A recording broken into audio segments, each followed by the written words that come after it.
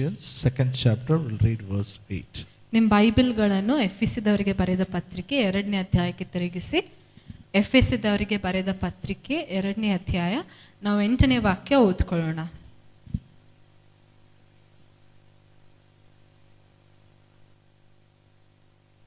For by grace are you saved through faith, and that not of yourself, it is a gift of God.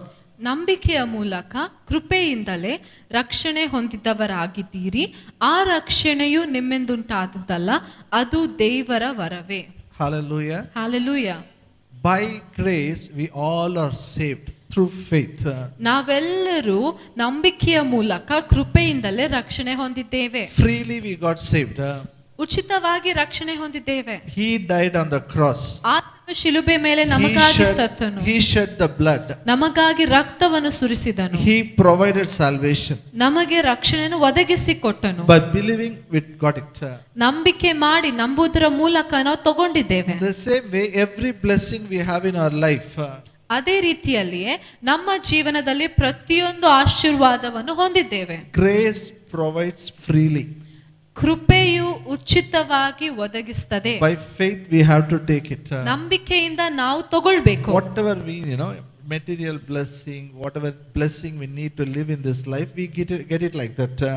ಯಾವುದೇ ಆಶೀರ್ವಾದಗಳು ನಮ್ಗೆ ಈ ಭೂಮಿಯ ಮೇಲೆ ಜೀವಿಸಬೇಕಾದ್ರೆ ಏನೆಲ್ಲ ಬೇಕೋ ಅದೆಲ್ಲವನ್ನು ಕೃಪೆಯ ಮೂಲಕ ಹೊಂದಿದ್ದೇವೆ. Now I am teaching how grace will help us to live a holy life. ಇವಾಗ ನಾನು ಕಲಿಸ್ಕೊಡ್ತಾ ಇರೋ ವಿಷಯ ಏನಂದ್ರೆ, ಹೇಗೆ ಕೃಪೆಯು ನಮ್ಗೆ ಪರಿಶುದ್ಧರಾಗಿ ಜೀವಿಸುವಂತೆ, ಪರಿಶುದ್ಧ ಜೀವನ ಜೀವಿಸುವಂತೆ ಸಹಾಯ ಮಾಡ್ತದೆ. How grace will help us to have victory over temptation. ಶೋಧನೆಗಳ ಮೇಲೆ ಜಯ ಹೊಂದ್ಕೊಳ್ಳುವುದಕ್ಕಾಗಿ ಹೇಗೆ ಕೃಪೆ ಸಹಾಯ ಮಾಡ್ತಿದೆ. How grace will help us to have victory over sin. ಪಾಪದ ಮೇಲೆ ಜಯ ಹೊಂದ್ಕೊಳ್ಬೇಕಾದ್ರೆ ಹೇಗೆ ಕೃಪೆ ಸಹಾಯ ಮಾಡ್ತಿದೆ. You can ask me, what is the need to have a victory over sin? ನೀವು ಕೇಳ್ಬೋದು, ಪಾಪದ ಮೇಲೆ ಜಯ ಹೊಂದ್ಕೊಳ್ಳುವ ಅವಶ್ಯಕತೆ ಏನು? What is need to have victory over temptation? ಶೋಧನೆಗಳ ಮೇಲೆ ಜಯ ಹೊಂದ್ಕೊಳ್ಳುವ ಅವಶ್ಯಕತೆ ಏನು? Bible says God is our father, we are his children. Bible ಹೇಳ್ತಿದೆ, ದೇವರು ನಮ್ಮ ತಂದೆ ಆಗಿದ್ದಾನೆ, ನಾವು ಆತನ ಮಕ್ಕಳಾಗಿದ್ದೇವೆ. 2 Corinthians 6th chapter. ನೋಡ್ಕೊಳ್ಳೋಣ. 2ನೇ ಕೊರಿಂಥ 6ನೇ ಅಧ್ಯಾಯ verse 17 and 18. 17-18. 2ನೇ ಕೊರಿಂಥ 6ನೇ ಅಧ್ಯಾಯ 17-18. Wherefore come out from among them, be ye separate, says the Lord, touch not the unclean thing, and I will receive you, and will be a father unto you. You shall be my sons and daughters, says the Lord Almighty. ಆದದರಿಂದ ಅನ್ಯ ಜನರ ಮಧ್ಯದಲ್ಲಿಂದ ಹೊರಟು ಬಂದು ಪ್ರತ್ಯೇಕವಾಗಿರಿ, ಅಶುದ್ಧವಾದ ಯಾವುದನ್ನು ಮುಟ್ಟದಿರಿ ಎಂದು ಕರ್ತನು ಹೇಳುತ್ತಾನೆ. ಇದಲ್ಲದೆ ನಾನು ನಿಮ್ಮನ್ನು ಸೇರಿಸಿಕೊಂಡು ನಿಮಗೆ ತಂದೆಯಾಗಿರುವೆನು, ನೀವು ನನಗೆ ಕುಮಾರ ಕುಮಾರಿಯರು ಆಗಿರುವಿರೆಂದು ಸರ್ವಶಕ್ತನಾದ ಕರ್ತನು ಹೇಳುತ್ತಾನೆ. God is our father. ದೇವರು ನಮ್ಮ ತಂದೆ ಆಗಿದ್ದಾನೆ. We are sons and daughters. ನಾವು ಆತನ ಮಗಳು ಮಗನು ಆಗಿದ್ದೇವೆ. Hallelujah. And when we got saved, he said this is what he did. He separated us. ಇಲ್ಲಿ ಹೇಳ್ತಿದೆ, ನಾವು ರಕ್ಷಣೆ ಹೊಂದ್ಕೊಂಡಾಗ ಆತನು ನಮ್ಮನ್ನು ಬೇರ್ಪಡಿಸಿದನು, ಪ್ರತ್ಯೇಕಿಸಿದನು. To be his children. ತನ್ನ ಮಕ್ಕಳಾಗುವಂತೆ. Since he is holy, we will live a holy life. ಆತನು ಪರಿಶುದ್ಧನಾಗಿರುವ ಕಾರಣ ನಾವು ಪರಿಶುದ್ಧ ಜೀವನ ಜೀವಿಸ್ತೇವೆ. How? Not by our effort. ನಮ್ಮ ಪ್ರಯತ್ನದಿಂದ ಅಲ್ಲ. How we are saved, same way. ನಾವು ಹೇಗೆ ರಕ್ಷಣೆ ಹೊಂದಿದ್ವಲ್ಲ ಅದೇ ರೀತಿಯಲ್ಲಿ. Now Titus, turn your Bible to book of Titus. ನೋಡ್ಕೊಳ್ಳೋಣ. ತೀತನು, Titus 2nd chapter. ತೀತನ ಪುಸ್ತಕ 2ನೇ ಅಧ್ಯಾಯ verse 11 and 12. 11-12. For the grace of God that bringeth salvation has appeared to all men, teaching us that denying ungodliness, worldly lust, we should live soberly, righteously, godly in this present world. ತೀತನಿಗೆ ಬರೆದ ಪತ್ರಿಕೆ 2ನೇ ಅಧ್ಯಾಯ 11-12. ಯಾಕೆಂದರೆ ಎಲ್ಲಾ ಮನುಷ್ಯರಿಗೆ ರಕ್ಷಣೆಯನ್ನು ಉಂಟು ಮಾಡುವ ದೇವರ ಕೃಪೆಯು ಪ್ರತ್ಯಕ್ಷವಾಯಿತು. ನಾವು ಭಕ್ತಿಹೀನತೆಯನ್ನು ಲೋಕದ ಆಶೆಗಳನ್ನು ವಿಸರ್ಜಿಸಿ ಭಾಗ್ಯಕರವಾದ ನಿರೀಕ್ಷೆಯನ್ನು ಅಂದರೆ ಮಹಾದೇವರ ಮತ್ತು ನಮ್ಮ ರಕ್ಷಕನಾದ ಏಸು ಕ್ರಿಸ್ತನ ಪ್ರಭಾವದ ಪ್ರತ್ಯಕ್ಷತೆಯನ್ನು ಎದುರು ನೋಡುತ್ತಾ ಇಹಲೋಕದಲ್ಲಿ ಸ್ವಸ್ಥ ಚಿತ್ತರಾಗಿಯೂ ನೀತಿವಂತರಾಗಿಯೂ ಭಕ್ತಿಯುಳ್ಳವರಾಗಿಯೂ ಬದುಕಬೇಕೆಂಬುದು ಅದು ನಮಗೆ ಬೋಧಿಸುತ್ತದೆ. Okay. Now verse 13 also is included in Kannada, no problem. First it says, grace of God that bringeth salvation is appeared to all men. 11ನೇ ವಾಕ್ಯದಲ್ಲಿ ಏನ್ ಹೇಳ್ತಾ ಇದ್ದಾನೆ? ಎಲ್ಲಾ ಮನುಷ್ಯರಿಗೆ ರಕ್ಷಣೆಯನ್ನು ತಂದ ದೇವರ ಕೃಪೆ ಪ್ರತ್ಯಕ್ಷವಾಯಿತು. Means it is a saving grace of God. ಅರ್ಥ ಏನಂದ್ರೆ ಈ ಕೃಪೆ ರಕ್ಷಿಸುವಂತ ಕೃಪೆ. No matter which background, it appeared to everyone, it saved us. ಯಾವುದೇ ಹಿನ್ನೆಲೆಯಿಂದ ಪರವಾಗಿಲ್ಲ, ಯಾವುದೇ ಧರ್ಮದಿಂದ ಬಂದಿದ್ರೆ ಪರವಾಗಿಲ್ಲ, ನಮ್ಮೆಲ್ಲರಿಗೆ ಆ ಕೃಪೆ ಕಾಣಿಸಿಕೊಂಡಿತ್ತು, ನಮ್ಮನ್ನು ರಕ್ಷಿಸಿತು. Not only it saved us, ನಮ್ಮನ್ನು ರಕ್ಷಿಸಿದು ಮಾತ್ರವಲ್ಲದೆ grace teaches us. ಕೃಪೆ ನಮಗೆ ಕಲಿಸಿಕೊಡ್ತದೆ. Amen. Amen. Say, grace teaches me. ಕೃಪೆಯು ನನಗೆ ಕಲಿಸಿಕೊಡ್ತದೆ. People don't understand. When you say grace means we can commit any sin, God will forgive. That is grace. ಜನರು ಕೃಪೆ ಅಂದ್ರೆ ಅರ್ಥನೇ ಮಾಡ್ಕೊಳ್ಳಲ್ಲ. ಕೃಪೆ ಅಂದ್ರೆ ಏನ್ ಅನ್ಕೊಳ್ತಾರೆ? ನಾವು ಪಾಪ ಮಾಡಿದ್ರೆ ದೇವ್ರು ತಾನಾಗಿ ಕ್ಷಮಿಸ್ತಾನೆ, ಪಾಪ ಮಾಡ್ಬೋದು. So we will continue coming sin, God will forgive. That is grace. ಪಾಪ ಮಾಡ್ತಾನೆ ಇದ್ರು ದೇವ್ರು ಕ್ಷಮಿಸ್ತಾನೆ ಇರ್ತಾನೆ, ಅದೇ ಕೃಪೆ ಅನ್ಕೊಳ್ತಾರೆ. Teaches us. ಇಲ್ಲ, ಕೃಪೆಯು ನಮಗೆ ಕಲಿಸಿಕೊಡ್ತದೆ. What grace teaches us? ಕೃಪೆ ಏನ್ ಕಲಿಸಿಕೊಡ್ತದೆ? Number 1, ಮೊದಲನೇದಾಗಿ to deny ungodliness. ದೇವರ ವಿರುದ್ಧವಾದ ಕಾರ್ಯಗಳನ್ನು ತಿರಸ್ಕಾರ ಮಾಡುವುದಕ್ಕಾಗಿ. Hallelujah. All of you say, deny ungodliness. ನನ್ನಿಂದ ಹೇಳ್ರಿ, ದೇವರ ವಿರುದ್ಧವಾಗಿರುವ ಕಾರ್ಯಗಳನ್ನು ತಿರಸ್ಕರಿಸುವುದಕ್ಕೆ. Then what it teaches? ಇದನ್ನು ಕಲಿಸ್ಕೊಡ್ತಾ ಇದ್ರೆ ಮುಂದೆ ಏನು? It also teaches us to deny worldly lusts. ಎರಡನೇದಾಗಿ ಲೋಕದ ಆಶೆಗಳನ್ನು ತಿರಸ್ಕರಿಸುವುದನ್ನು ಕಲಿಸಿಕೊಡ್ತದೆ. Hallelujah.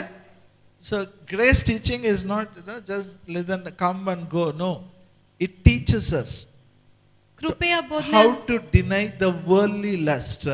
ಕೃಪೆಯ ಬೋಧನೆ ಅಂದ್ರೆ ಸುಮ್ಮನೆ ಬಂದು ಕೇಳಿ ಅಷ್ಟೇ ಅಲ್ಲ. ಕೃಪೆಯು ನಮ್ಗೆ ಕಲಿಸಿಕೊಡ್ತದೆ ಲೋಕದ ಎಲ್ಲ ಆಶೆ ಪಾಶೆಗಳನ್ನು ಹೇಗೆ ತಿರಸ್ಕರಿಸಬೇಕು ಅಂತ. The whole world is webbed up in the lust. ಇಡೀ ಲೋಕವೇ ಆ ಲೋಕದ ಆಶೆಗಳಲ್ಲಿ ಮೋಹಗಳಲ್ಲಿ ಸಿಕ್ಕೊಂಡು ಬಿದ್ದಿದೆ. Lust of eye, lust of flesh, they are webbed up. They are totally got mingled there. ಕಣ್ಣಿನ ಮೋಹ ಮತ್ತು ಜನರ ಮೋಹದಲ್ಲಿ ಅದರಲ್ಲೇ ಸಿಕ್ಕಿಕೊಂಡು ಬಿದ್ದಿದೆ. The grace of God which saved us teaches us how to say no. ಯಾವ ಕೃಪೆ, ಯಾವ ದೇವರ ಕೃಪೆ ನಮ್ಮನ್ನು ರಕ್ಷಿಸಿತ್ತೋ ಆ ದೇವರ ಕೃಪೆಯೇ ಹೇಗೆ ಆಶೆಗಳಿಗೆ ಇಲ್ಲ ಅಂತ ಹೇಳುವುದನ್ನು ಕಲಿಸಿಕೊಡ್ತದೆ. It makes us to say no. ಇಲ್ಲ ಅಂತ ಹೇಳುವುದನ್ನು ಕಲಿಸಿಕೊಡ್ತದೆ. Then it also helps us how to live. ಮತ್ತು ಎರಡನೇದಾಗಿ ಹೇಗೆ ಜೀವಿಸುವುದನ್ನು ಕೂಡ ಕಲಿಸಿಕೊಡ್ತದೆ. It is written here 3 things. ಇಲ್ಲಿ 3 ವಿಷಯಗಳು ಬರೆಯಲ್ಪಟ್ಟಿವೆ. How we will live. ನಾವು ಹೇಗೆ ಜೀವಿಸ್ತೇವೆ? We will live soberly, righteously, godly in this present world. ಇಲ್ಲಿ ಏನ್ ಹೇಳ್ಕೊಡ್ತದೆ? 3 ಮಾತುಗಳಿವೆ 13ನೇ ವಾಕ್ಯದಲ್ಲಿ. ಸ್ವಸ್ಥ ಚಿತ್ತರಾಗಿಯೂ ನೀತಿವಂತರಾಗಿಯೂ ಭಕ್ತಿ ಉಳ್ಳವರಾಗಿಯೂ ಬದುಕಬೇಕೆಂದು. Amen. Let's say in English. Grace of God teaches me to live soberly, righteously, godly in this present world. ನನ್ನಿಂದ ಹೇಳ್ರಿ ಕನ್ನಡದಲ್ಲಿ. ಈ ಲೋಕದಲ್ಲಿ ದೇವರ ಕೃಪೆಯು ನನಗೆ ಸ್ವಸ್ಥ ಚಿತ್ತನಾಗಿಯೂ ನೀತಿವಂತನಾಗಿಯೂ ಭಕ್ತಿ ಉಳ್ಳವನಾಗಿಯೂ ಜೀವಿಸುವಂತೆ ಕಲಿಸಿಕೊಡ್ತದೆ. Some people said, I want to pray, I don't know how to pray. ಕೆಲವು ಜನ ಹೇಳ್ತಾರೆ, ನಾನು ಪ್ರಾರ್ಥನೆ ಮಾಡ್ಬೇಕಂತ ಬಹಳ ಬಯಸ್ತೇನೆ, ಆಸೆ ಪಡ್ತೇನೆ, ಆದ್ರೆ ಹೇಗ್ ಪ್ರಾರ್ಥಿಸಬೇಕು ಅಂತ ಗೊತ್ತಿಲ್ಲ. I want to read Bible, I want to do this, but I am unable to do it. ನಾನು ಬೈಬಲ್ ಓದ್ಬೇಕು ಅನ್ಕೊಳ್ತೇನೆ, ಅದು ಮಾಡ್ಬೇಕು ಇದು ಮಾಡ್ಬೇಕು ಅನ್ಕೊಳ್ತೇನೆ, ಆಗ್ತಾ ಇಲ್ಲ. If you learn grace, it becomes easy. ಕೃಪೆಯನ್ನು ಕಲ್ತ್ಕೊಂಡ್ರೆ ಅದೆಲ್ಲ ಸುಲಭವಾಗ್ತದೆ. Grace doesn't allow you to live an innocent life in the world, don't know anything will happen. No, you will be very alert when you learn grace. ಕೃಪೆ ಅಂದ್ರೆ ಲೋಕದಲ್ಲಿ ಒಂದು ಮುಗ್ಧರು ಅಂದ್ರೆ ಏನು ಗೊತ್ತಿಲ್ಲ, ಕೆಟ್ಟದ್ ಗೊತ್ತಿಲ್ಲ, ಒಳ್ಳೇದ್ ಗೊತ್ತಿಲ್ಲ ಹಾಗಿರುವಂತ ಜನರ ಅಂತ ಜೀವಿಸುವಂತೆ ಬಿಡುವುದಿಲ್ಲ. ಕೃಪೆ ನಿಮ್ಗೆ ಎಲ್ಲಾ ಕಲಿಸಿ ಕೊಡ್ತದೆ. That is why ಅದಕ್ಕಾಗಿಯೇ about grace there are 2 chapters in the Bible. ಅದಕ್ಕಾಗಿಯೇ ಬೈಬಲ್ ಅಲ್ಲಿ ಕೃಪೆಯ ಬಗ್ಗೆ 2 ಅಧ್ಯಾಯಗಳಿವೆ. Romans 5th chapter and Romans 6th chapter. ರೋಮ 5ನೇ ಅಧ್ಯಾಯ, ರೋಮ 6ನೇ ಅಧ್ಯಾಯ. Hallelujah. Hallelujah. So grace teaches us to deny 2 things. ಕೃಪೆಯು ನಾವು ಕಲ್ತ್ಕೊಂಡ್ವಿ ಇವಾಗ. ಕೃಪೆ ನಮ್ಗೆ 2 ವಿಷಯಗಳನ್ನು ತಿರಸ್ಕರಿಸುವುದನ್ನು ಕಲಿಸ್ಕೊಡ್ತಿದೆ. What are the 2 things? ಏನ್ 2 ವಿಷಯಗಳು? Deny ungodliness and the worldly lust. ಮೊದಲನೇದಾಗಿ ದೇವರ ವಿರುದ್ಧವಾಗಿರುವ ಕಾರ್ಯಗಳನ್ನು ತಿರಸ್ಕರಿಸುವುದಕ್ಕೆ, ಎರಡನೇದಾಗಿ ಲೋಕದ ಆಶೆಗಳನ್ನು ತಿರಸ್ಕರಿಸುವುದಕ್ಕೆ. When everybody says yes, you need a grace to say no. ಎಲ್ಲರೂ ಹೌದು ಅಂತ ಹೇಳಿ ಲೋಕದ ಕಾರ್ಯಕ್ಕೆ ಒಳಗೊಂಡಾಗ ನೀವು ನಿಂತ್ಕೊಂಡು ಇಲ್ಲ ಅಂತ ಹೇಳುವುದಕ್ಕೆ ಕೃಪೆ ಬೇಕು. See, we all are social beings. We have our friends, we have our relatives. ನಾವೆಲ್ಲರೂ ಮನುಷ್ಯರಾಗಿದ್ದೇವೆ, ನಮಗೂ ಸ್ನೇಹಿತರಿದ್ದಾರೆ, ಸಂಬಂಧಿಕರಿದ್ದಾರೆ. And when we go to marriages, we go to so many places. ನಾವು ಮದುವೆಗಳಿಗೆ ಹೋಗ್ತೇವೆ, ಬಹಳಷ್ಟು ಸ್ಥಳಗಳಿಗೆ, ಫಂಕ್ಷನ್ಗಳಿಗೆ ಹೋಗ್ತೇವೆ. And we see people involving in lot of type of loose things. ನಾವು ನೋಡ್ತೇವೆ ಬಹಳಷ್ಟು ಜನರು ಎಲ್ಲಾ ಕೆಟ್ಟ ವಿಷಯಗಳಲ್ಲಿ ಅಲ್ಲಿ ಒಳಗೊಳ್ತಾರೆ. Sometimes they drink. ಕೆಲವೊಂದ್ಸಲ ಕುಡಿತಾರೆ. They said we all are drinking. ಅವ್ರು ಕೇಳ್ತಾರೆ, ನಾವೆಲ್ಲರೂ ಕುಡಿತಾ ಇದ್ದೀವಲ್ಲ, Why not you do it? ನೀನ್ ಯಾಕೆ ಮಾಡಬಾರ್ದು? No problem. Once my friends, I was working as a school teacher. They said, we all are drinking. Why you are not drinking? ನನ್ಗೂ ಒಂದ್ಸಲ ನಾನು ಸ್ಕೂಲ್ ಟೀಚರ್ ಆಗಿ ಕೆಲಸ ಮಾಡುವಾಗ ನನ್ನ ಎಲ್ಲಾ ಸ್ನೇಹಿತರ ಜೊತೆಗೆ ಹೋದಾಗ ಅವ್ರು ಹೇಳ್ತಾ ಇದ್ರು, ಎಲ್ಲರೂ ಕುಡಿತಾ ಇದ್ದೀವಲ್ಲ, ನೀನ್ ಯಾಕೆ ಕುಡಿಬಾರ್ದು? Okay, you don't drink, you come and sit with us. ಅವ್ರೇನ್ ಹೇಳಿದ್ರು, ನೀನ್ ಕುಡಿಬೇಡ, ಆದ್ರೂ ನಮ್ ಜೊತೆ ಬಂದು ಕೂತ್ಕೋ. Temptation comes to every man. ಶೋಧನೆಗಳು ಪ್ರತಿಯೊಬ್ಬರಿಗೂ ಬರ್ತದೆ. But when you are clear about grace teaching, you will say firm no. ಆದ್ರೆ ಕೃಪೆಯ ಬೋಧನೆ ನಿಮ್ಗೆ ಸ್ಪಷ್ಟವಾಗಿ ಸರಿಯಾಗಿ ತಿಳ್ಕೊಂಡಾಗ ನೀವು ದೃಢವಾಗಿ ನಿಂತ್ಕೊಂಡು ಆ ಆಶೆಗಳಿಗೆ ಇಲ್ಲ ಅಂತ ಹೇಳ್ತೀರಾ. And it will help you to live soberly. You will be very alert. ಮತ್ತು ಹಾಗೆ ಮಾಡುವುದಿಂದ್ರೆ ನೀವು ಬಹಳ ಎಚ್ಚರವಾಗಿರ್ತೀರಿ, ಸ್ವಸ್ಥ ಚಿತ್ತರಾಗಿರ್ತೀರಿ. It will help you to live righteously and godly. ನೀತಿವಂತರಾಗಿಯೂ ಮತ್ತು ಭಕ್ತಿ ಉಳ್ಳವರಾಗಿಯೂ ಜೀವಿಸುವಂತೆ ಸಹಾಯ ಮಾಡ್ತದೆ. Hallelujah. Hallelujah. Now Romans 5th chapter, I took so many weeks. ನಾನು ಬಹಳಷ್ಟು ವಾರಗಳಿಂದ ರೋಮ 5ನೇ ಅಧ್ಯಾಯ ಕಲಿಸ್ಕೊಟ್ಟೆ. Come again to Romans 5th ಇನ್ನೊಂದ್ಸಲ chapter. ನೋಡ್ಕೊಳ್ಳೋಣ, ರೋಮಪುರದವರಿಗೆ 5ನೇ ಅಧ್ಯಾಯ. Here the Bible says, before born again, we were ungodly people, we were enemies for God, and we were sinners. ಇಲ್ಲಿ ಏನ್ ವಾಕ್ಯ ಹೇಳ್ತಿದೆ, ನಾವು ಯೇಸುವನ್ನು ಸ್ವೀಕಾರ ಮಾಡೋದ್ಕಿಂತ ಮೊದಲು ನಾವು ಭಕ್ತಿಹೀನರಾಗಿದ್ವಿ ಮತ್ತು ಪಾಪಿಗಳಾಗಿದ್ವಿ, ದೇವರ ವೈರಿಗಳಾಗಿದ್ವಿ. Say in English, ungodly, enemies, sinners. ನಾನಿಂದ ಹೇಳ್ರಿ ಕನ್ನಡದಲ್ಲಿ, ಭಕ್ತಿಹೀನರು, ವೈರಿಗಳು, ಪಾಪಿಗಳು. When we were like that, God loved us. ನಾವು ಆ ರೀತಿಯಲ್ಲಿದ್ದಾಗೂ ದೇವರು ನಾವು ಪ್ರೀತಿಸಿದ. God died for us. Christ died for us. ನಾವು ಆ ರೀತಿಯಲ್ಲಿದ್ದಾಗ ಕ್ರಿಸ್ತನು ನಮಗಾಗಿ ಸತ್ತ. See, when we were enemies, when we were ungodly, when we were sinners, God loved us. How much more He will love us now? ನಾವು ಭಕ್ತಿಹೀನರಾಗಿದ್ದಾಗ, ವೈರಿಗಳಾಗಿದ್ದಾಗ, ಪಾಪಿಗಳಾಗಿದ್ದಾಗ, ಆ ರೀತಿಯಲ್ಲಿದ್ದಾಗ ಕೂಡ ನಮ್ಗೆ ಪ್ರೀತಿಸಿದ್ನು, ಇವಾಗ ಇನ್ನೂ ಎಷ್ಟು ಹೆಚ್ಚಾಗಿ ಪ್ರೀತಿಸುವನು. So there comes a question in our mind. ನಮ್ಮ ಮನಸ್ಸಿನಲ್ಲಿ ಒಂದು ಪ್ರಶ್ನೆ ಬರ್ತದೆ. Because grace is so much, shall we keep on committing sin? ಕೃಪೆ ಎಷ್ಟೋ ಹೆಚ್ಚಾಗಿ ಇರುವಾಗ ನಾವು ಪಾಪ ಮಾಡ್ತಾನೆ ಇರ್ಬೇಕಾ? God forbid. ಎಂದಿಗೂ ಆಗದಿರಲಿ. We should never do it. ನಾವು ಎಂದಿಗೂ ಮಾಡಬಾರ್ದು. Hallelujah. Hallelujah. And I told you why we should not do also. ಯಾಕೆ ಮಾಡಬಾರ್ದು ಅಂತ ಕೂಡ ಹೇಳಿದ್ದೇವೆ. Because our sin nature is dead. It is removed from us. ಯಾಕೆಂದ್ರೆ ನಮ್ಮ ಪಾಪದ ಸ್ವಭಾವ ನಮ್ಮಿಂದ ತೆಗೆದು ಹಾಕಲ್ಪಟ್ಟಿದೆ. I told you Romans 6th chapter is called identification chapter. ನಾನು ಹೇಳ್ತಾ ಇದ್ದೆ ರೋಮ 6ನೇ ಅಧ್ಯಾಯಕ್ಕೆ ನಮ್ಮ ಪರಿಚಯದ ಅಧ್ಯಾಯ ಅಂತ ಕರೆದುಕೊಡ್ತೇವೆ. Christ died on the cross. ಯೇಸು ಕ್ರಿಸ್ತನು ಶಿಲುಬೆಯ ಮೇಲೆ ಸತ್ತ. We are also crucified with him. ನಾವು ಕೂಡ ಯೇಸು ಕ್ರಿಸ್ತನೊಟ್ಟಿಗೆ ಶಿಲುಬೆಗೆ ಹಾಕಲ್ಪಟ್ಟೆವು. Our sin nature is dead. It is crucified. ಅದರ ಅರ್ಥ ಏನಂದ್ರೆ ನಮ್ಮಲ್ಲಿದ್ದ ಪಾಪ ಸ್ವಭಾವವು ಯೇಸು ಕ್ರಿಸ್ತನೊಟ್ಟಿಗೆ ಶಿಲುಬೆಗೆ ಹಾಕಲ್ಪಟ್ಟಿತು. Christ was buried. ಕ್ರಿಸ್ತನು ಆಮೇಲೆ ಹೂಣಲ್ಪಟ್ಟನು. Sin nature is buried. ಆವಾಗ ಪಾಪದ ಸ್ವಭಾವವು ಹೂಣಲ್ಪಟ್ಟಿತು. Christ was risen.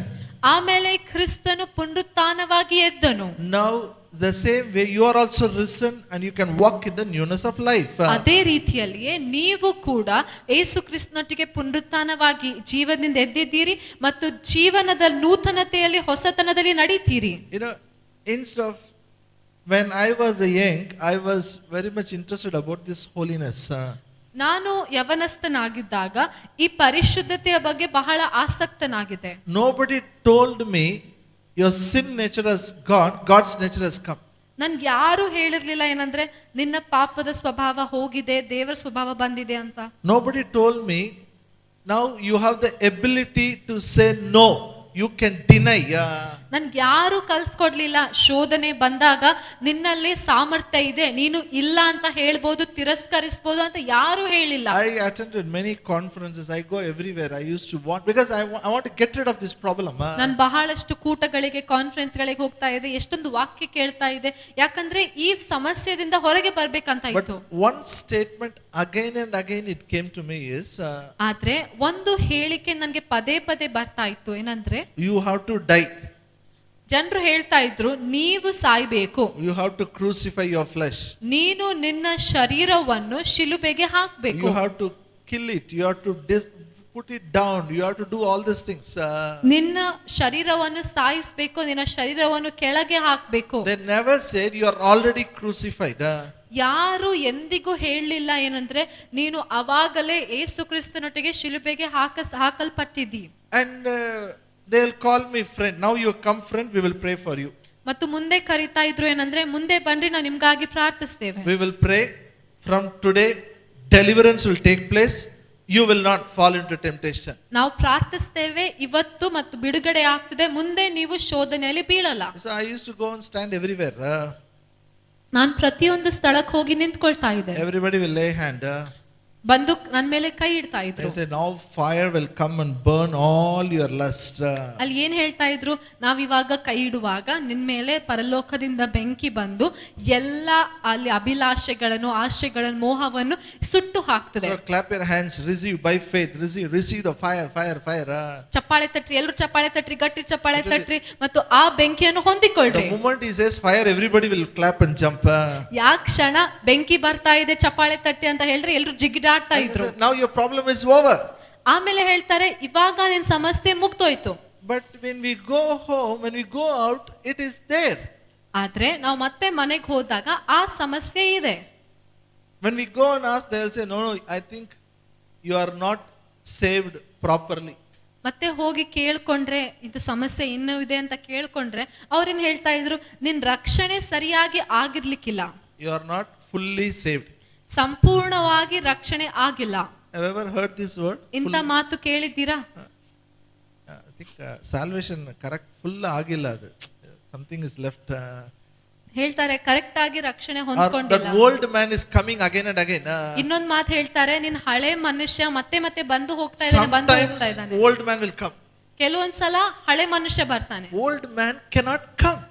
ಹಳೆ ಮನುಷ್ಯನು ಬರಕ್ಕೆ ಆಗಲ್ಲ. Okay, so Paul is teaching how we can live a holy life. ಅದಕ್ಕಾಗಿಯೇ ಪೌಲನು ಕಲಿಸಿಕೊಡ್ತಾ ಇದ್ದಾನೆ ನಾವು ಹೇಗೆ ಪರಿಶುದ್ಧ ಜೀವನ ಜೀವಿಸಬಹುದು. Romans 6th chapter verse 6 and 7. ರೋಮ 6ನೇ ಅಧ್ಯಾಯ 6-7. ರೋಮ 6ನೇ ಅಧ್ಯಾಯ 6-7. ಪಾಪದೀನ ಸ್ವಭಾವವು ನಾಶವಾಗಿ ನಾವು ಇನ್ನು ಪಾಪದ ವಶದಲ್ಲಿ ಇರದಂತೆ ನಮ್ಮ ಪೂರ್ವ ಸ್ವಭಾವವು ಕ್ರಿಸ್ತನ ಕೂಡ ಶಿಲುಬೆಗೆ ಹಾಕಲ್ಪಟ್ಟಿತೆಂದು ತಿಳಿದಿದ್ದೇವೆ. ಸತ್ತವನು ಪಾಪದ ವಶದಿಂದ ಬಿಡುಗಡೆ ಹೊಂದಿದ್ದಾನಷ್ಟೇ. Hallelujah. Hallelujah. So Paul starts like this, knowing this. ಪೌಲನು ಹೀಗೆ ಹೇಳ್ತಾ ಇದ್ದಾನೆ, ನೀವು ತಿಳಿದಿದ್ದೀರಷ್ಟೇ. What we should know? ಏನಂತ ತಿಳ್ಕೊಳ್ಬೇಕು? Our old man is crucified with him. ನಮ್ಮ ಹಳೆಯ ಮನುಷ್ಯನು ಯೇಸು ಕ್ರಿಸ್ತನೊಟ್ಟಿಗೆ ಶಿಲುಬೆಗೆ ಹಾಕಲ್ಪಟ್ಟನು. Say in English, our old man is crucified with him. ನನ್ನಿಂದ ಹೇಳ್ರಿ, ನನ್ನ ಹಳೆ ಮನುಷ್ಯನು ಯೇಸುವಿನೊಟ್ಟಿಗೆ ಶಿಲುಬೆಗೆ ಹಾಕಲ್ಪಟ್ಟನು. Amen. Amen. This should be very clear. First we should know this. ಈ ಮಾತು ನಮ್ಮ ಮನಸ್ಸಿನಲ್ಲಿ ಸ್ಪಷ್ಟವಾಗಿರ್ಬೇಕು. ಮೊದಲು ಈ ಮಾತು ಅರ್ಥ ಮಾಡ್ಕೊಳ್ಬೇಕು. What happened to your old man? ನಿಮ್ ಹಳೆ ಮನುಷ್ಯನ್ಗೆ ಏನಾಯ್ತು? ಏನಾಗಿದೆ ನಿಮ್ ಹಳೆ ಮನುಷ್ಯನ್ಗೆ? Okay, one more time. My old man is crucified with Christ. ನನ್ನ ಹಳೆ ಮನುಷ್ಯನು ಯೇಸುವಿನೊಟ್ಟಿಗೆ ಶಿಲುಬೆಗೆ ಹಾಕಲ್ಪಟ್ಟನು. You are not going to crucify. ಮತ್ತೆ ಶಿಲುಬೆಗೆ ಹಾಕ್ಬೇಕು ಅಂತ ಅಲ್ಲ. People say it. You have to crucify. You have to crucify. ಜನರು ಹೇಳ್ತಾರೆ, ನಿಮ್ಮ ಹಳೆ ಮನುಷ್ಯನನ್ನು ಶಿಲುಬೆಗೆ ಹಾಕಿಸಿ, ಹಾಕ್ರಿ ಹಾಕ್ರಿ Even ಅಂತ. just 2 days before, I was listening to one message. He says we have to crucify. ಮತ್ತು 2 ದಿನ ಹಿಂದೆನೆ ನಾನು ಒಂದು ಮೆಸೇಜ್ ಕೇಳ್ತಾ ಇದ್ದೆ. ಅವ್ರು ಹೇಳ್ತಾ ಇದ್ರು, ನಿನ್ನ ಹಳೆ ಮನುಷ್ಯನನ್ನು ಶಿಲುಬೆಗೆ ಹಾಕು. He is already crucified. ಹಳೆ ಮನುಷ್ಯನು ಶಿಲುಬೆಗೆ ಹಾಕಲ್ಪಟ್ಟಿದ್ದಾನೆ. I ask you. ನಾನೊಂದು ಪ್ರಶ್ನೆ ಕೇಳ್ತೇನೆ. Now I come and tell you all should sit down. ನಾನು ಬಂದು ಹೇಳ್ತೇನೆ, ನೀವೆಲ್ಲರೂ ಕೆಳಗೆ ಕೂತ್ಕೊಳ್ಬೇಕು. You all should sit in the chair. Chair ಮೇಲೆ ಕೂಡ್ಬೇಕು. Means what you will do? ಏನ್ ಮಾಡ್ತೀರಿ? Hello. You have to sit in chair. ನಾನು ಹೇಳ್ತೇನೆ, ಇಲ್ಲ ಇಲ್ಲ, ನೀವು ಚೇರ್ ಮೇಲೆ ಕೂಡ್ಲೇಬೇಕು. You will think something wrong with him. Already I am sitting. Why he is telling to sit? ನಿಮ್ಗೆ ಅನಿಸ್ತದೆ ಇವ್ರಿಗೆ ಏನಾಗ್ಯದ, ನಾವು ಆಲ್ರೆಡಿ ಚೇರ್ ಮೇಲೆ ಕುಂತೀವಲ್ಲ, ಅಂದ್ರೂ ಕೂಡ ಅಂತ ಹೇಳ್ತಾ ಇದ್ದಾರೆ. Yes or no? ಹೌದಾ ಇಲ್ಲ? But if I tell 100 times you should sit in chair. ಆದ್ರೆ ನೀವು ಚೇರ್ ಮೇಲೆ ಕುಂತಿದ್ರು ಕೂಡ ನಾನು 100 ಸಲ ಚೇರ್ ಮೇಲೆ ಕೂಡು ಅಂತ ಹೇಳಿದ್ರೆ, And every week I come and tell you should sit in chair. ಮತ್ತು ಪ್ರತಿ ವಾರ ಬಂದು ಕೂಡ್ರಿ ಅಂತ ಹೇಳಿದ್ರೆ, Then you will get a doubt. ಆಮೇಲೆ ನಿಮ್ಗೆ ಒಂದು ಸಂಶಯ ಬರ್ತದೆ. Am I sitting in chair or not? 100 ಸಲ ಕೇಳಿದ್ಮೇಲೆ ನಿಮ್ಗೆ ಸಂಶಯ ಸಿಗ್ತದೆ, ನಾನು ಚೇರ್ ಮೇಲೆ ಕುಂತಿದ್ದೀನ ಕುಂತಿಲ್ಲ. If it is true, why he is telling again and again? ನಾನು ನಿಜವಾಗಿ ಚೇರ್ ಮೇಲೆ ಕುಂತಿದ್ರೆ ಮತ್ತೆ ಮತ್ತೆ ಯಾಕೆ ಹೇಳ್ತಾ ಇದ್ದಾರೆ? This is a confusion. ಇದೇ ಒಂದು ಗಲಿಬಿಲಿ, ಗೊಂದಲವಾಗಿದೆ. Hallelujah. We are not going to crucify our old man.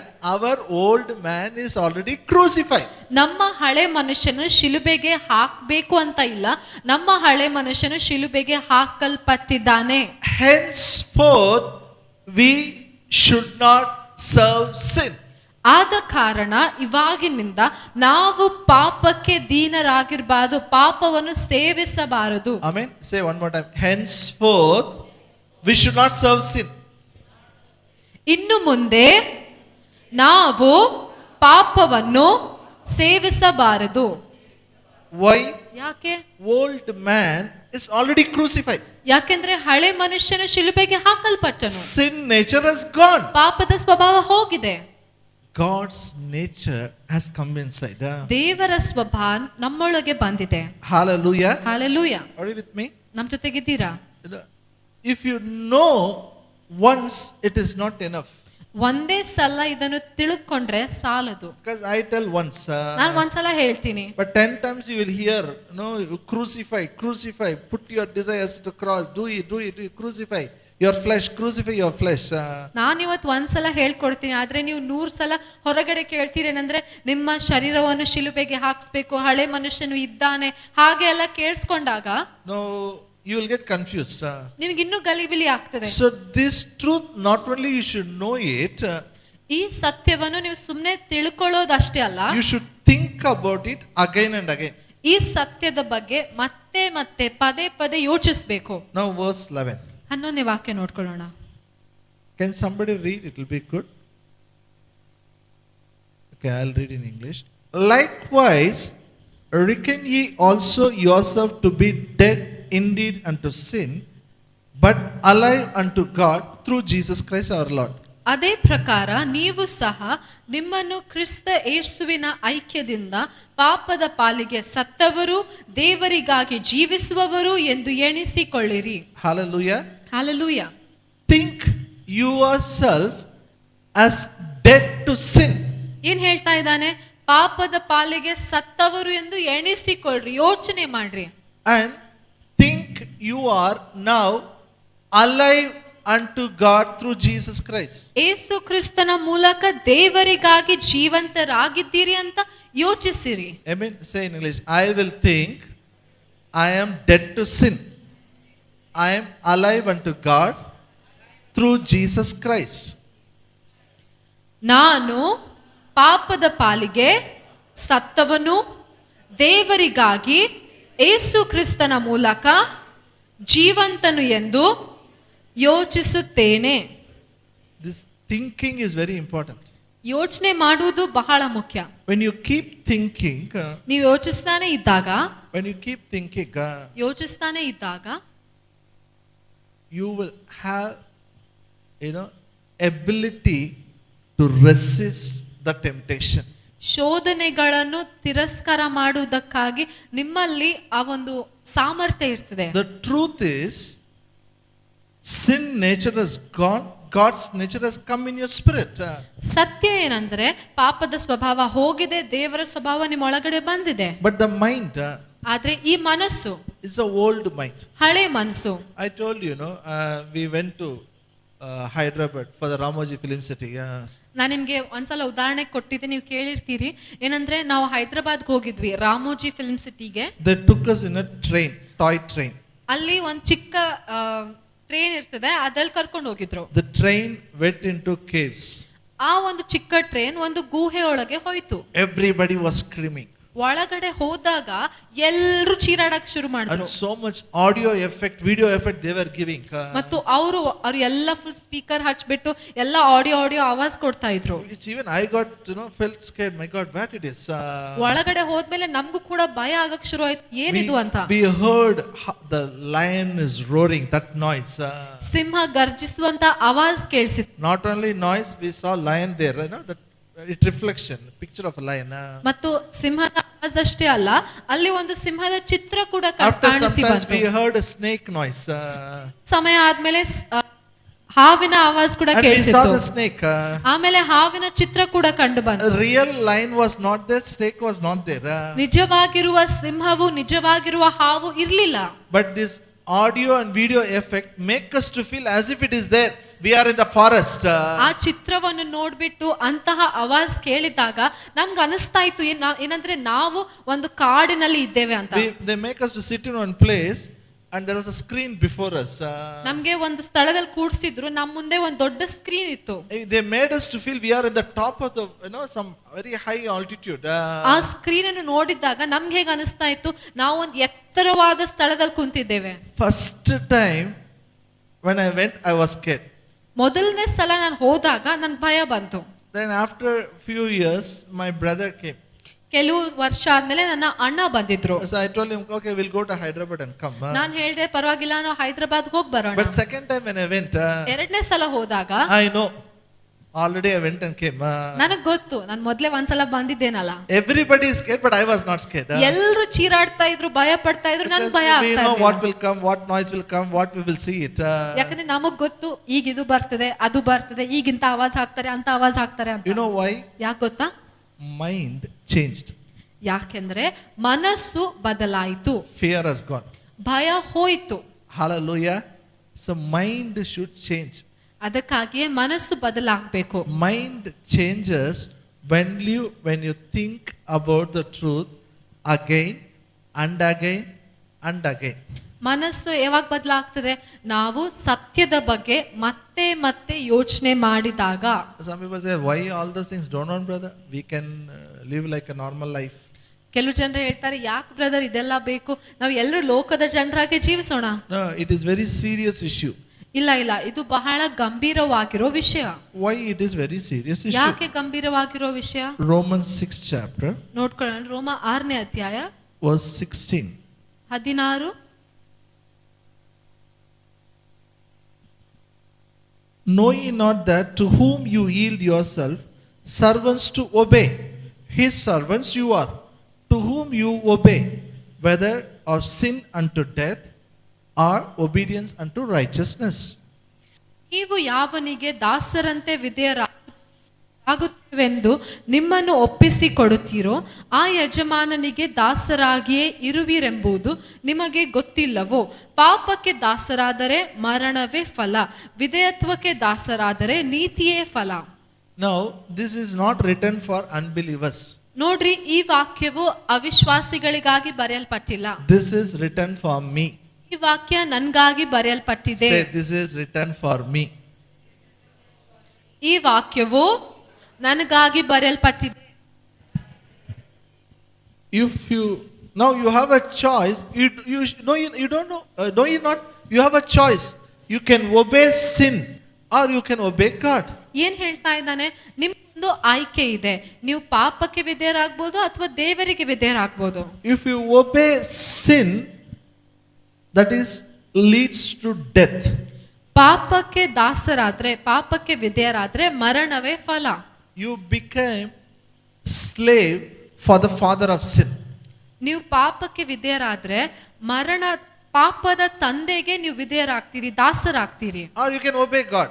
ಇಲ್ಲ ಅಂದ್ರೆ ನೀವು ದೇವರಿಗೆ ವಿಧೇಯರಾಗಬಹುದು. When you obey God, it leads to righteousness. ನೀವು ದೇವರಿಗೆ ವಿಧೇಯರಾದ್ರೆ ನೀತಿವಂತಿಕೆಗೆ ನಡೆಸ್ತದೆ. Say in English, sin unto death, obedience to righteousness.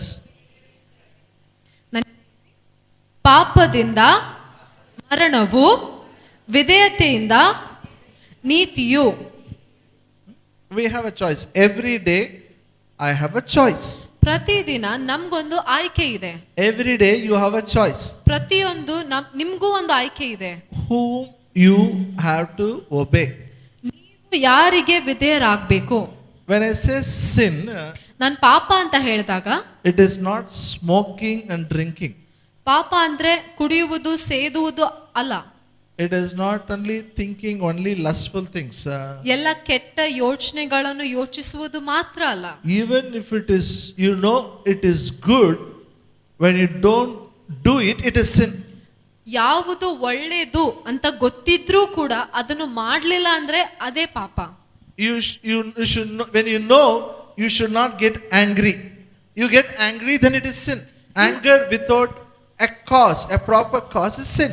ನಿಮ್ಗೆ ಗೊತ್ತು ಸಿಟ್ಟಾಗಬಾರ್ದು ಅಂತ, ಯಾವುದೇ ಕಾರಣವಿಲ್ಲದೆ ಸಿಟ್ಟಿಗೆ ಏಳ್ಬಾರ್ದು, ಅದು ಒಳ್ಳೇದು ಅಂತ ಗೊತ್ತು, ಆದ್ರೂ ನೀವು ಸಿಟ್ಟಿಗೆದ್ರೆ ಅದು ಪಾಪ. We know we have to forgive each other. ನಮಗ್ ಗೊತ್ತು ನಾವು ಒಬ್ಬರನ್ನೊಬ್ಬರು ಕ್ಷಮಿಸ್ಬೇಕು. When we say no, I will not do it, it is sin. ಇಲ್ಲ ನನ್ ಕ್ಷಮಿಸಲ್ಲ ಅಂತ ಹೇಳಿದಾಗ ಅದು ಪಾಪ. What happens? ಏನಾಗ್ತದೆ?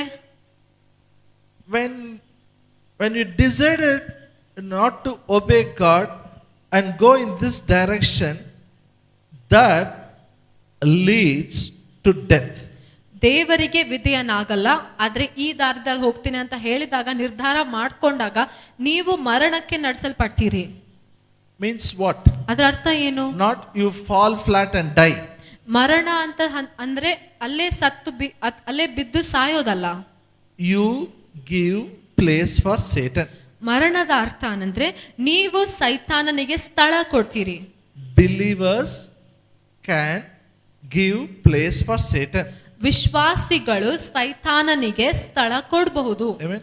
Sometimes you tell me, brother, believer ಅಂತಲ್ಲ ಯಾಕೆ ಈ ತರ ಮಾಡ್ತಾರೆ? Yeah, they gave place for Satan.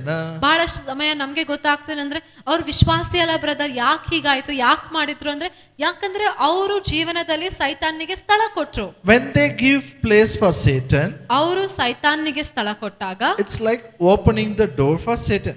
ಅದು ಹೇಗೆ ಅರ್ಥ ಅಂದ್ರೆ ಸೈತಾನಿಗಾಗಿ ಬಾಗಿಲನ್ನು ತೆರೆದ ಹಾಗೆ.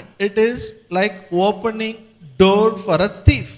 ಅಂದ್ರೆ ಕಳ್ಳನಿಗೆ ಬಾಗಿಲನ್ನು ತೆರೆದ ಹಾಗೆ. Night before you sleep, will you close the door and sleep? Will you open the door and sleep? ನೀವೇ ಹೇಳ್ರಿ, ರಾತ್ರಿ ಮಲಗುವಾಗ ನಿಮ್ ಮನೆ ಬಾಗಿಲು ಹಾಕಿ ಮಲಗ್ತೀರಾ ಅಥವಾ ಹಾಕದೆ ಮಲಗ್ತೀರಾ? Have you seen anybody open the door and sleeping? ಎಂದಾದ್ರೂ ನೋಡಿದೀರಾ ಬಾಗಿಲು ಹಾಗೆ ತೆರೆದಿಟ್ಟು ಮಲ್ಗೋದು? Why? ಯಾಕೆ? If you keep it open, who will come? ಬಾಗಿಲು ತೆರೆದಿಟ್ರೆ ಯಾರು ಬರ್ತಾರೆ? When he comes, he will do three things. ಕಳ್ಳನು ಬಂದಾಗ ಮೂರು ವಿಷಯಗಳನ್ನು ಮಾಡ್ತಾನೆ. He will steal, kill and destroy. ಆತನು ಕೊಲೆ ಮಾಡ್ತಾನೆ, ಕಳ್ಳತನ ಮಾಡ್ತಾನೆ, ನಾಶ ಮಾಡ್ತಾನೆ. Hallelujah. Hallelujah. So we have a choice. ನಮ್ಗೊಂದು ಆಯ್ಕೆ ಇದೆ. We can obey sin. ನಾವು ಪಾಪಕ್ಕೆ We ವಿಧೇಯರಾಗಬಹುದು. can become a slave for a sin. ಪಾಪಕ್ಕೆ ದಾಸರಾಗಬಹುದು. We can allow the devil to come. ಸೈತಾನನಿಗೆ ಬರುವಂತೆ ಅನುಮತಿ ಕೊಡಬಹುದು. Kill and destroy.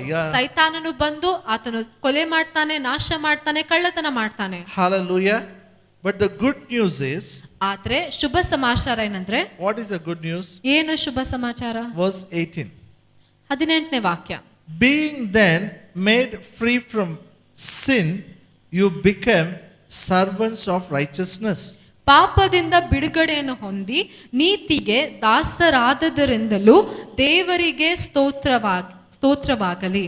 Now you are free from sin, you have become a slave for righteous. ನೀವು ಪಾಪದಿಂದ ಬಿಡುಗಡೆ ಹೊಂದಿದ್ದೀರಿ ಮತ್ತು ನೀತಿವಂತಿಕೆಗೆ ದಾಸರಾಗಿದ್ದೀರಿ.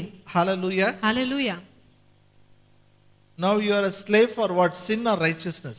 ಇವಾಗ ನೀವು ಯಾವುದಕ್ಕೆ ದಾಸರು? ಪಾಪಕ್ಕ, ನೀತಿಗ? And same way, before born again, ಅದೇ ರೀತಿಯಲ್ಲಿ ಯೇಸುವನ್ನು ಸ್ವೀಕಾರ ಮಾಡೋದಕ್ಕಿಂತ ಮೊದಲು verse 20 says, 20ನೇ ವಾಕ್ಯ ಹೇಳ್ತಿದೆ, you were servants of sin, you are free from righteousness. ನೀವು ಪಾಪಕ್ಕೆ ದಾಸರಾಗಿದ್ದಾಗ ನೀತಿಯ ಹಂಗಿನವರಾಗಿದ್ದೀರಿ. Verse 20. See, before born again, we were free from righteousness, we were slave for a sin. ಯೇಸುವನ್ನು ಸ್ವೀಕಾರ ಮಾಡೋದಕ್ಕಿಂತ ಮೊದಲು ನಾವು ಪಾಪಕ್ಕೆ ದಾಸರಾಗಿದ್ವಿ, ನೀತಿವಂತಿಕೆಯಿಂದ ದೂರ. But now, ಆದ್ರೆ ಇವಾಗ different. ಇವಾಗ ಬೇರೆ. We are slave for righteous. ನಾವು ನೀತಿಗೆ ದಾಸರಾಗಿದ್ದೇವೆ. We are free from sin. ಪಾಪದಿಂದ ಬಿಡುಗಡೆ ಹೊಂದಿದ್ದೇವೆ. Which we will do only we have a God's nature in us. ನಾವು ಒಳ್ಳೆಯದನ್ನೇ ಮಾಡ್ತೇವೆ ಯಾಕಂದ್ರೆ ನಮ್ಮಲ್ಲಿ ದೇವರ ಸ್ವಭಾವವಿದೆ. God's nature in us will force us to be a slave for God.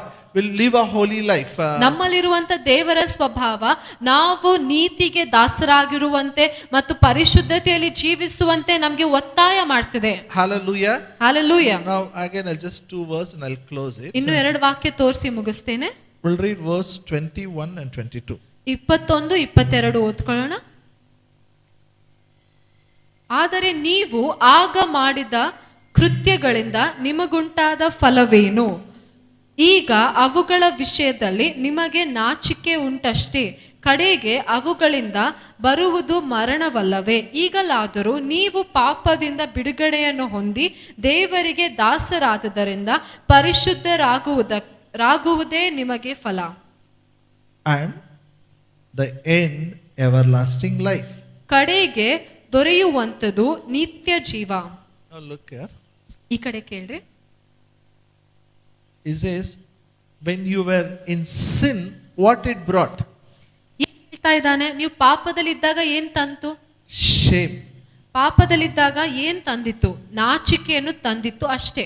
Sin brought shame. ಪಾಪವು ನಾಚಿಕೆಯನ್ನು ಮಾತ್ರ ತಂದಿತ್ತು. And that end of sinful life is death. ಮತ್ತು ಪಾಪದ ಜೀವನದ ಕಡೆಯಲ್ಲಿ ಏನಿತ್ತು? ಕೊನೆಯಲ್ಲಿ ಏನಿತ್ತು? ಮರಣ. But now, ಆದ್ರೆ ಇವಾಗ you are free.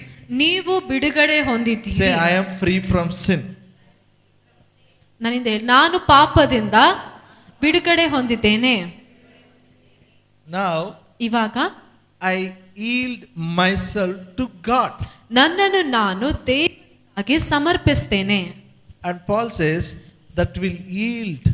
Now you are having fruit unto holiness. ಪೌಲನ್ ಏನ್ ಹೇಳ್ತಾ ಇದ್ದಾನೆ? ಇವಾಗ ನೀವು ಪರಿಶುದ್ಧತೆಗಾಗಿ ಫಲವನ್ನು ಕೊಡ್ತೀರಿ. Hallelujah. And the end is everlasting life. ಮತ್ತು ಕೊನೆಯಲ್ಲಿ ನಿತ್ಯ ಜೀವವಿದೆ. I'll repeat it again. ಇನ್ನೊಂದ್ಸಲ ಹೇಳ್ತೇನೆ ಕೇಳ್ರಿ. Earlier sin nature was there. ಮೊದಲೇನಿತ್ತು? ಪಾಪದ ಸ್ವಭಾವ ಇತ್ತು. We were obeying sin. ನಾವು ಪಾಪಕ್ಕೆ ವಿಧೇಯರಾಗ್ತಾ ಇದ್ವಿ. We were obeying the Satan. ಸೈತಾನ್ನಿಗೆ ವಿಧೇಯರಾಗ್ತಾ ಇದ್ವಿ. Now you have a choice. ಇವಾಗ ನಿಮ್ಗೊಂದು ಆಯ್ಕೆ ಇದೆ. Hallelujah. Hallelujah. Now also you have a choice. ಇವಾಗ ನಿಮ್ಗೆ ಆಯ್ಕೆ ಇದೆ. But if you obey, you are opening the door for Satan. ನೀವು ಪಾಪಕ್ಕೆ ವಿಧೇಯರಾದ್ರೆ ಸೈತಾನ್ನಿಗೆ ಬಾಗಿಲನ್ನು ತೆರೆದ ಹಾಗೆ. But the truth is, ಆದ್ರೆ ಸತ್ಯ ಏನಂದ್ರೆ there is no need to obey. ಪಾಪಕ್ಕೆ ವಿಧೇಯರಾಗಬೇಕು ಅಂತ ಅವಶ್ಯಕತೆನೇ ಇಲ್ಲ, Because ಬೇಕೇ ಆಗಿಲ್ಲ. you are free. ಯಾಕೆಂದ್ರೆ ನೀವು ಪಾಪದಿಂದ ಬಿಡುಗಡೆ ಹೊಂದಿದ್ದೀರಿ. That time sin had a force on us. ಆವಾಗ ಪಾಪಕ್ಕೆ ನಮ್ಮ ಮೇಲೆ ಒತ್ತಾಯ ಮಾಡುವಂತದಿತ್ತು. Now sin cannot force us. ಇವಾಗ ಪಾಪ ನಮ್ಮ ಮೇಲೆ ಒತ್ತಾಯ ಮಾಡಕ್ಕಾಗಲ್ಲ. Why it cannot force? ಯಾಕೆ ಮಾಡಕ್ಕಾಗಲ್ಲ? We are free from sin.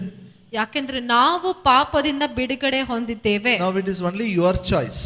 ಇದು ನಿಮ್ಮ ಆಯ್ಕೆ ಮಾತ್ರ. Because sin nature is not there, ಪಾಪದ ಸ್ವಭಾವ ಇಲ್ಲದ ಕಾರಣ we can yield to God. ನಾವು ದೇವರಿಗೆ ಸಮರ್ಪಿಸಬೇಕು. What is the result? ಹಾಗೆ ಮಾಡಿದ್ರೆ ಏನಾಗ್ತದೆ? Is that result, Paul says, that is a fruit unto holiness. ನಾವು ದೇವರಿಗೆ ಸಮರ್ಪಿಸಿದಾಗ ನಮಗೆ ಸಿಗುವಂತ ಫಲ ಪರಿಶುದ್ಧತೆ ಆಗಿದೆ. And the end, everlasting life. ಮತ್ತು ಕೊನೆಯಲ್ಲಿ ನಿತ್ಯ ಜೀವವು. How to live a holy life? ನಾವು ಹೇಗೆ ಪರಿಶುದ್ಧ ಜೀವನ ಜೀವಿಸಬೇಕು? We should know the truth. ಸತ್ಯ ಗೊತ್ತು ಮಾಡ್ಕೋಬೇಕು. What is the truth? ಸತ್ಯ ಏನು? By the grace of God, sin nature has gone. God's nature has come inside. ಸತ್ಯ ಏನಂದ್ರೆ ದೇವರ ಕೃಪೆ ಮೂಲಕ ಪಾಪ ಸ್ವಭಾವ ಹೋಗಿದೆ, ದೇವರ ಸ್ವಭಾವ ಬಂದಿದೆ. My old man is crucified with Christ. ನನ್ನ ಹಳೆ ಮನುಷ್ಯನು ಯೇಸು ಕ್ರಿಸ್ತನೊಂದಿಗೆ ಶಿಲುಬೆಗೆ ಹಾಕಲ್ಪಟ್ಟನು. I can live unto righteousness. ನಾನು ಇವಾಗ ನೀತಿಗಾಗಿ ಜೀವಿಸಬಹುದು. That truth we should know, we should think about it. ಈ ಸತ್ಯವನ್ನು ತಿಳ್ಕೊಳ್ಬೇಕು, ಸತ್ಯವನ್ನು ಯೋಚಿಸಬೇಕು. But we have a choice. ಆದ್ರೂ ನಮ್ಗೊಂದು ಆಯ್ಕೆ ಇದೆ. We can still obey God, we can obey sin. ನಾವು ಪಾಪಕ್ಕೂ ವಿಧೇಯರಾಗಬಹುದು ಅಥವಾ ದೇವರಿಗೂ ವಿಧೇಯರಾಗಬಹುದು. When we sin, ನಾವು ಪಾಪಕ್ಕೆ ವಿಧೇಯರಾದಾಗ we are opening the door for the devil. ಸೈತಾನ್ನಿಗೆ ಬಾಗಿಲನ್ನು ತೆರಿತಾ ಇದ್ದೇವೆ. But ಆದ್ರೆ if you keep meditating it, ನೀವು ಈ ವಾಕ್ಯಗಳನ್ನು ಧ್ಯಾನಿಸ್ತಾ ಇದ್ದಾಗ now how sin nature mind was dominating, the same way nature mind will work. ನೀವು ವಾಕ್ಯಗಳನ್ನು ಧ್ಯಾನಿಸ್ತಾ ಇರುವಾಗ ಏನಾಗ್ತದೆ ಅಂದ್ರೆ, ಹೇಗೆ ಮೊದಲು ಪಾಪದ ಸ್ವಭಾವ ಈ ಮನಸ್ಸಿನ ಮೇಲೆ ದೊರೆತನ ಮಾಡ್ತಾ ಇತ್ತೋ, ಹತೋಟಿ ವಹಿಸ್ತಾ ಇತ್ತೋ, ಅದೇ ಇವಾಗ ದೇವರ ಸ್ವಭಾವ ನಿಮ್ಮ ಮನಸ್ಸಿನ ಮೇಲೆ ಹತೋಟಿ ವಹಿಸ್ತದೆ. Say for example, okay? ಉದಾಹರಣೆಗೆ, it's only example. ಉದಾಹರಣೆ ಮಾತ್ರ. Your friends are telling you, ಈ ತರ ನಿಮ್ಗೆ ಹೇಳ್ತಾರೆ, do something bad. ಯಾವುದೋ ಒಂದು ಕೆಟ್ಟದನ್ನು ಮಾಡು. Okay, go do chain snatching, they tell. Chain snatching or robbing. ಹೋಗಿ ಕದಿಯುವುದನ್ನು ಮಾಡು. You will say no. ನೀವು ಇಲ್ಲ ಅಂತ ಹೇಳಿದಾಗ What you will tell? It is not in my nature. ನೀವೇನಂತ ಉತ್ತರ ಕೊಡ್ತೀರಿ? ಅದು ನನ್ನ ಸ್ವಭಾವ ಅಲ್ಲ. Hallelujah. Yes or no? Many times, no, when you want to say, we say that it is not in my nature. ಯಾವಾಗಾದ್ರೂ ನಮ್ಗೆ ಏನಾದ್ರೂ ಕೆಟ್ಟದ್ದು ಮಾಡು ಅಂತ ಹೇಳ್ತಾರೆ ಅಥವಾ ಕೆಟ್ಟದನ್ನು ಅಪೇಕ್ಷಿಸಿದಾಗ ನಾವು ಹೇಳ್ತೇವೆ, ಇಲ್ಲ, ಅದು ನನ್ನ ಸ್ವಭಾವದಲ್ಲಿ ಇಲ್ಲ, ಅದು ನಾನು ಮಾಡಕ್ಕಾಗಲ್ಲ. Because your mind says no. ಯಾಕಂದ್ರೆ ನಿಮ್ಮ ಮನಸ್ಸು ಇಲ್ಲ ಅಂತ ಹೇಳ್ತಿದೆ. The same way, ಅದೇ ರೀತಿಯಲ್ಲಿ we know all our old temptations, what we have done. ನಮ್ಗೆಲ್ಲ ಗೊತ್ತು, ನಾವು ಹಳೆ ಪಾಪ ಏನೆಲ್ಲ ಮಾಡಿದ್ದೇವೆ, ಹಳೆಯ ಶೋಧನೆಗಳಲ್ಲಿ ಏನೆಲ್ಲ ಮಾಡಿದ್ದೇವೆ. When you keep meditating the truth, ನಾವು ದೇವರ ವಾಕ್ಯವನ್ನು, ಸತ್ಯವನ್ನು ಧ್ಯಾನಿಸ್ತಾ ಇರುವಾಗ now ಇವಾಗ you will say no. ನೀವು ಶೋಧನೆಗಳಿಗೆ ಇಲ್ಲ ಅಂತ ಹೇಳ್ತೀರಿ. Why? ಯಾಕೆ? It is not your nature. ಯಾಕೆಂದ್ರೆ ಅದು ನಿಮ್ಮ ಸ್ವಭಾವವಲ್ಲ. Your nature now is God's nature. ಇವಾಗ ನಿಮ್ಮ ಸ್ವಭಾವ ದೇವರ ಸ್ವಭಾವವಾಗಿದೆ. Say, my nature is not a sin nature. It is God's nature. ನನ್ನಿಂದ ಹೇಳ್ರಿ, ಈಗ ನನ್ನ ಈ ಸ್ವಭಾವ ಪಾಪದ ಸ್ವಭಾವ ಅಲ್ಲ, ದೇವರ ಸ್ವಭಾವವಾಗಿದೆ. Okay, I'll tell this illustration, I'll close it. ಒಂದು ಉದಾಹರಣೆ ಹೇಳಿ ಮುಗಿಸ್ತೇನೆ. That's why I said, grace teaching is not cutting branches. ನಾನು ಅದಕ್ಕೆ ಮತ್ತೆ ಹೇಳ್ತಾ ಇದ್ದೇನೆ ಅಂದ್ರೆ, ಕೃಪೆಯ ಮರಕ್ಕೆ ಇರುವ ಕೊಂಬೆಗಳನ್ನು ಮಾತ್ರ ಕಡಿಯುವಂತದಲ್ಲ. You cut all the branches. ಒಂದು ಮರಕ್ಕಿರುವ ಎಲ್ಲಾ ಕೊಂಬೆಗಳನ್ನು ಕಡಿದ್ರೆ afterwards again it will come. ಮತ್ತೆ ಇನ್ನೊಂದ್ಸಲ ಬೆಳೀತದೆ. I can tell every Sunday morning, Sunday evening, I can tell, don't do this, don't do this, don't do this, don't do that, I can tell. ನಾನು ಪ್ರತಿ ರವಿವಾರ ಮುಂಜಾನೆ ಸಾಯಂಕಾಲ ನಾನು ಹೇಳ್ಬೋದು, ಅದು ಮಾಡ್ಬೇಡ್ರಿ, ಇದು ಮಾಡ್ಬೇಡ್ರಿ, ಆ ಪಾಪ ಮಾಡ್ಬೇಡ್ರಿ, ಇದು ಮಾಡ್ಬೇಡ್ರಿ ಅಂತ ಎಷ್ಟೊಂದು ವಿಷಯಗಳನ್ನ If ಹೇಳ್ತಾನೆ I ಇರ್ಬೋದು. tell, I can control people. ನಾನು ಆ ರೀತಿಯಾಗಿ ನಿಯಮಗಳನ್ನು ಹೇಳಿ ಹೇಳಿ ಹೇಳಿ ಜನರನ್ನು ಹತೋಟಿ ವಹಿಸಬಹುದು. You know, it is happening. ಅದು ಆಗ್ತಾ ಇದೆ, ಕೆಲವೊಂದು ಸಭೆಗಳಲ್ಲಿ ಆಗ್ತಾ ಇದೆ. ಆದ್ರೆ It is like cutting branches without uprooting the tree. ಅದು ಹೇಗಿರ್ತದೆ ಅಂದ್ರೆ, ನಾವು ಸುಮ್ಮನೆ ಮಾಡಬೇಡ ಮಾಡಬೇಡ ಅಂತ ಹೇಳಿದ್ರೆ ಆ ಮರಕ್ಕಿರುವ ಕೊಂಬೆಗಳನ್ನು ಮಾತ್ರ ಕಡಿಯುವಂತದ್ದಾಗಿರ್ತದೆ, ಬೇರಿನಿಂದ ಕಿತ್ತುವಂತದಲ್ಲ. But the grace teaching is, ಆದ್ರೆ ಕೃಪೆಯ ಬೋಧನೆ ಏನು? is uproot the tree, totally throw it off. ಆ ಪಾಪದ ಒಂದು ಆ ಬೇರನ್ನೇ ತೆಗೆದು ಹಾಕಿ ಸಂಪೂರ್ಣವಾಗಿ ಎಸೆಯುವುದು. Put another tree. ಅದರ ಸ್ಥಳದಲ್ಲಿ ಇನ್ನೊಂದು ಹೊಸ ಮರವನ್ನು ನೆಡುವುದು. Keep another sapling, something good, something wonderful, something gives a good fragrance. ಹೊಸ ಬೀಜವನ್ನು ಹಾಕುವಂಥದ್ದು, ಒಳ್ಳೆಯದು, ಉತ್ತಮವಾಗಿರುವಂಥದ್ದು, ಅಲ್ಲಿ ಸುಗಂಧವಾಗಿರುವಂಥದ್ದು. When it grows, ಅದು ಬೆಳೆದಾಗ the atmosphere changes. ಅಲ್ಲಿರುವಂತ ವಾತಾವರಣವೇ ಬದಲಾಗ್ತದೆ. Hallelujah. Hallelujah. So what Christ has done on the cross is, ಕ್ರಿಸ್ತನು ಶಿಲುಬೆ ಮೇಲೆ ಏನ್ ಮಾಡಿದನು? our nature he has changed. ನಮ್ಮ ಸ್ವಭಾವವನ್ನೇ ತೆಗೆದು ಇನ್ನೊಂದು ಸ್ವಭಾವ So ಕೊಟ್ಟನು. wherever we go, ನಾವ್ ಎಲ್ಲೆಲ್ಲಿ ಹೋಗ್ತೀವೋ atmosphere changes. ನಾವು ಹೋಗಿದ್ದಾಗ ಅಲ್ಲಿರುವ ವಾತಾವರಣವೇ ಬದಲಾಗ್ತದೆ. Our words, there is a holiness. ನಮ್ಮ ಮಾತುಗಳಲ್ಲಿ ಪರಿಶುದ್ಧತೆ ಇರ್ತದೆ. Our eyes, there is a holiness. ನಮ್ಮ ಕಣ್ಣಿನಲ್ಲಿ ಪರಿಶುದ್ಧತೆ ಇರ್ತದೆ. Our action, there is a holiness. ನಮ್ಮ ಕೆಲಸಗಳಲ್ಲಿ, ಕಾರ್ಯಗಳಲ್ಲಿ ಪರಿಶುದ್ಧತೆ ಇದೆ. That is a fruit. ಅದು ಒಂದು ಫಲವಾಗಿದೆ. Why that fruit will come? ಆ ಫಲ ಯಾಕೆ ಬರ್ತದೆ? Because root is changed. ಯಾಕೆಂದ್ರೆ ಆ ಮರಕ್ಕಿರುವಂತ ಬೇರೆ ಬದಲಾಗಿದೆ. Amen. Amen. Have you seen mango tree? ನೀವು ಮಾವಿನ ಹಣ್ಣಿನ ಮರ ನೋಡಿದ್ದೀರಾ? Yes, no, yes, no. ನೋಡಿದ್ದೀರಾ? ನೋಡಿಲ್ಲ. Why we call mango tree as a mango tree? ಮಾವಿನ ಹಣ್ಣಿನ ಮರವನ್ನು ಮಾವಿನ ಹಣ್ಣಿನ ಮರ ಅಂತ ಯಾಕೆ ಕರೀತೇವೆ? Because mango is there. ಯಾಕಂದ್ರೆ ಅದು ಮಾವಿನ ಹಣ್ಣು ಕೊಡ್ತದೆ. ಹೌದಾ ಇಲ್ಲ? So it is called as a mango tree because mango fruit is there. ಮಾವಿನ ಹಣ್ಣು ಇರುವ ಕಾರಣ ಮಾವಿನ ಹಣ್ಣಿನ ಮರ ಅಂತ If ಕರಿತೇವೆ. mango fruit is not there, what you will call the tree? ಮಾವಿನ ಹಣ್ಣು ಇರ್ಲಿಲ್ಲ ಅಂದ್ರೆ ಆ ಮರಕ್ಕೆ ಏನಂತ ಕರಿತೇವೆ? Still you will call it as a mango tree only. ಆದ್ರೂ ಆ ಮರಕ್ಕೆ ಮಾವಿನ ಹಣ್ಣಿನ ಮರ ಅಂತಾನೆ ಕರಿತೇವೆ. Yes or no? ಹೌದಾ ಇಲ್ಲ? Why it is yielding mango? ಯಾಕದು ಹಣ್ಣು ಮಾವಿನ ಹಣ್ಣು ಕೊಡ್ತಾ ಇದೆ? Because it's a mango tree. ಯಾಕೆಂದ್ರೆ ಅದು ಮಾವಿನ ಹಣ್ಣಿನ ಮರ. If it is coconut tree, it will yield a coconut. ಅದು ತೆಂಗಿನಕಾಯಿನ ಮರ ಆಗಿದ್ರೆ ತೆಂಗಿನಕಾಯಿಯನ್ನು ಕೊಡ್ತಿದೆ. Yes or no? ಹೌದಾ ಇಲ್ಲ? So only when I see coconut, I will call it as a coconut tree. ಅಲ್ಲಿ ತೆಂಗಿನಕಾಯಿ ಕಂಡ್ರೆ ಮಾತ್ರ ಆ ಮರಕ್ಕೆ ತೆಂಗಿನಕಾಯಿನ ಮರ ಅಂತ If ಕರಿತೇವೆ. coconut is not there, what you will call it? ಅಲ್ಲಿ ಕಾಯಿ ಇರ್ಲಿಲ್ಲ ಅಂದ್ರೆ ಏನ್ ಕರಿತೀರಾ?